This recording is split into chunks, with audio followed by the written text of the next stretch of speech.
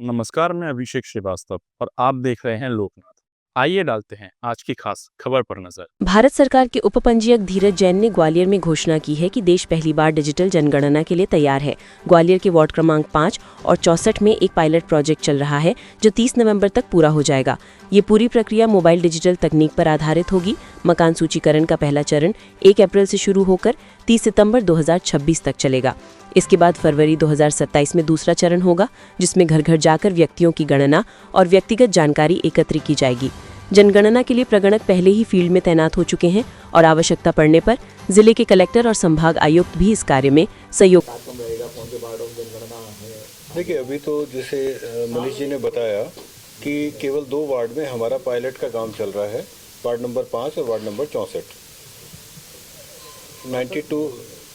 5 और 64 नंबर आपको दिया भी गया है कागज।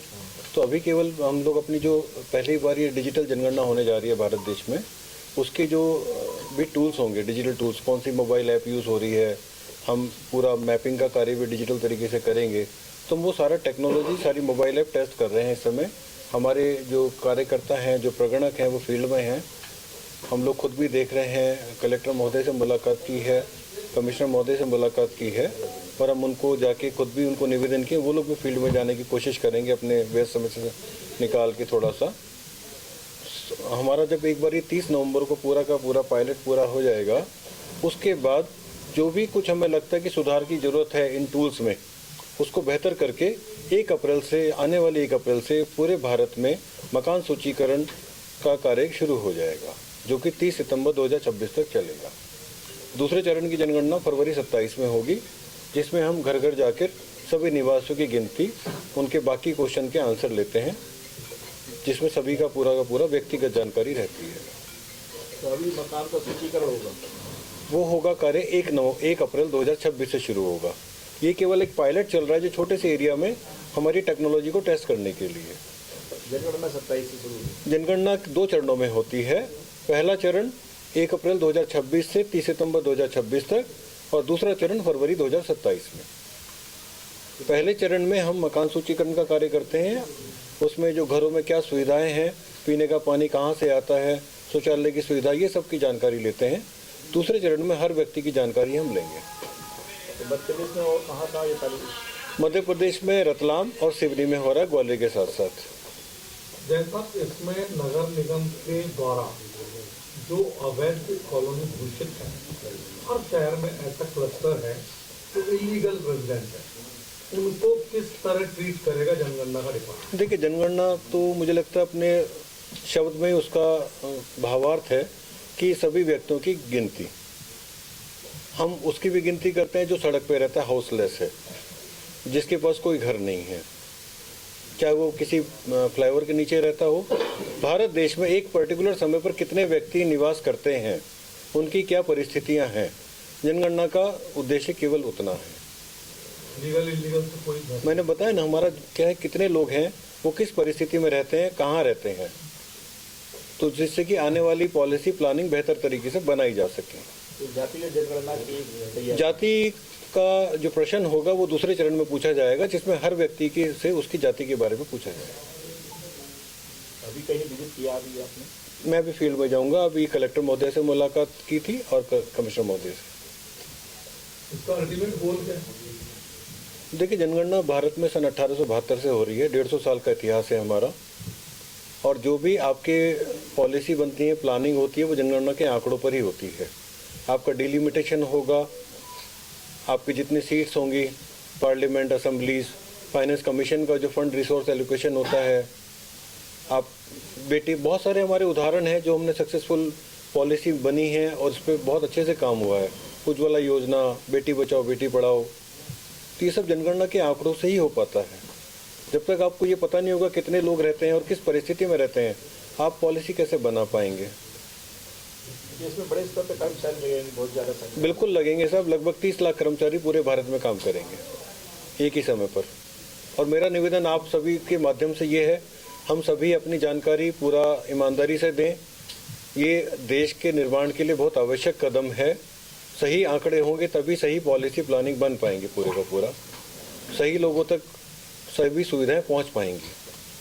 सर जैसा भी आपने बताया लंबा इतिहास रहा है और हर 10 साल में जनगणना होती आई थी, 2011 में हुई थी जी, उसके बाद 2021 में होनी थी जो जी। कोविड की वजह से जी extend हुई। बिल्कुल।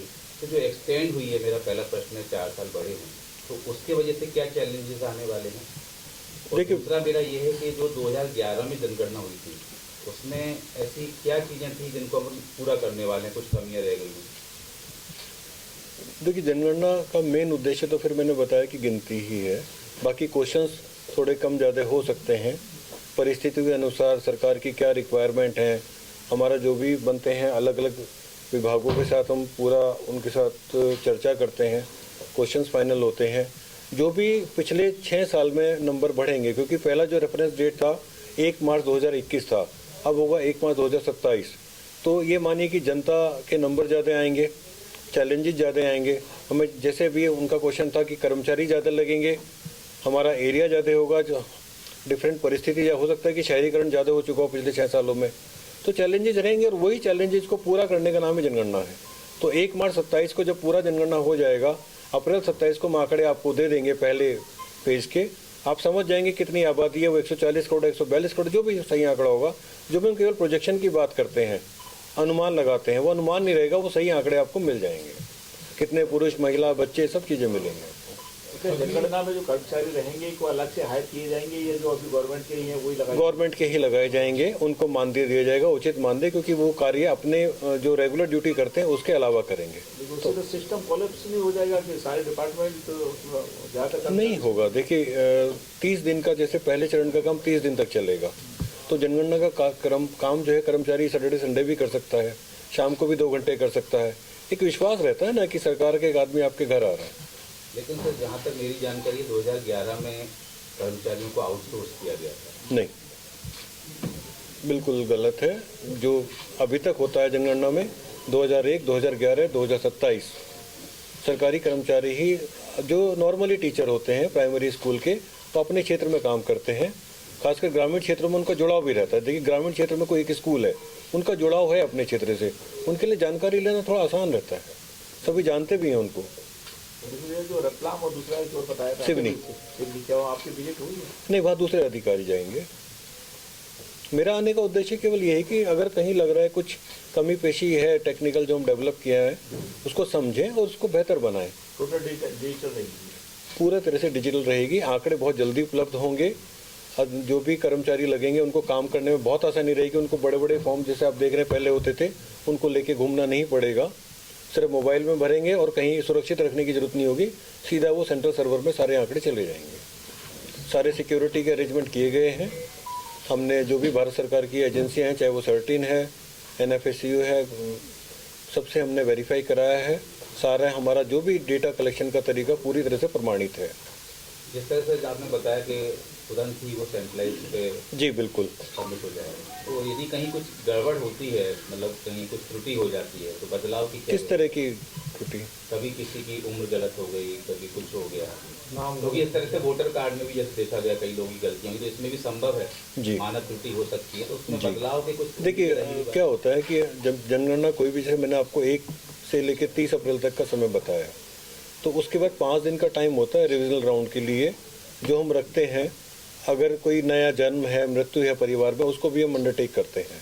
और प्रगणक के ऊपर एक सुपरवाइजर होता है जो उसके सारे आंकड़ों को वेट करता है। तो ये 3 चरण माध्यम से है। पहले प्रगणक के पास जाएगा, सुपरवाइजर के पास जाएगा, फिर आएगा। अगर कहीं त्रुटि भी है तो हम उसको रेक्टिफाई कर पाएंगे, इसमें कोई इशू नहीं है।